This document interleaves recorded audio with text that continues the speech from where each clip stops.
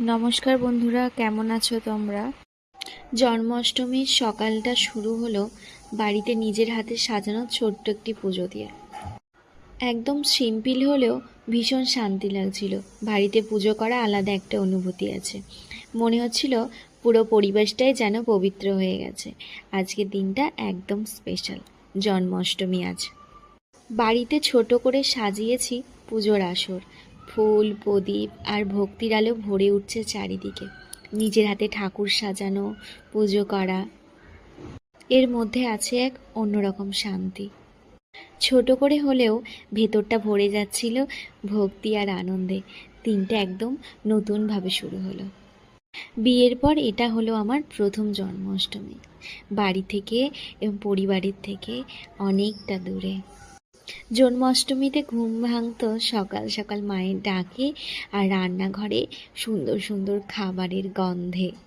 জীবনে নতুন অধ্যায়ে আছি ঠিকই, কিন্তু মনে হচ্ছে যেন কিছু একটা ফাঁকা রয়ে গেছে। আগে জন্মাষ্টমীর সকালে ঘুম ভাঙতো মায়ের ডাক আর রান্নাঘরের গন্ধে। মায়ের হাতে রান্না, সবার সাথে হাসি ঠাট্টা আর পরিবারের সবাই মিলে ঠাকুরের ভোগ বানানোর আনন্দে। এসব ছিল এক অপূর্ব অনুভূতি।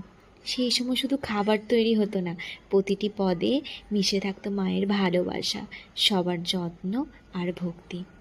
যখন আমরা সবাই মিলে ঠাকুরের সামনে ভোগ সাজাতাম, মনে হতো ভগবান শ্রীকৃষ্ণ নিজেই এসে যেন সেই ভালোবাসার স্বাদ গ্রহণ করছেন। আজ আমি সেই পরিবেশ থেকে দূরে থাকলেও চোখ বন্ধ করলেই সব কিছু ভেসে ওঠে। মায়ের রান্নার গন্ধ, শঙ্খের আওয়াজ, পরিবারের হাসি। মনে হয় জন্মাষ্টমীর আনন্দটা আজ একটু অসম্পূর্ণ রয়ে গেল। সত্যি বলতে সেই মুহূর্তগুলোকে খুব মিস করছি। সব কিছু মিলেমিশে আজকে দিনটা বেশ ভালোই কাটলো। তোমাদের কেমন কাটলো কমেন্ট করে অবশ্যই জানিও।